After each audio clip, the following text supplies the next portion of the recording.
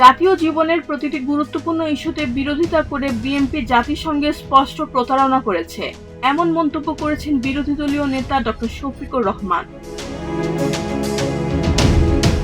25শে April রাজধানীর সোহরাওয়ার্দী উদ্যানে গণভোটের গণরায় বাস্তবায়নের দাবিতে জুলাই শহীদ পরিবার ও জুলাই যোদ্ধা শীর্ষক জাতীয় সমাবেশের প্রধান অতিথির বক্তব্যে তিনি এসব কথা বলেন।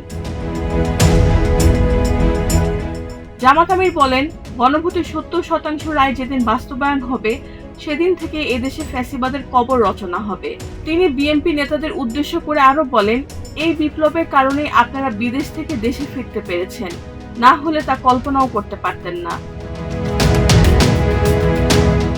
শিক্ষা প্রতিষ্ঠানের প্রভাব বিস্তার নিয়ে সতর্ক বার্তা দিয়ে তিনি বলেন, কোনো আদু ভাই দাদু ভাই আমাদের সন্তানদের উপর ছড়ি ঘুরাবে, এটা আমরা মেনে নেব না। তিনি আরো বলেন, মনে রাখবেন, জুলাই প্রতি বছরই আসে।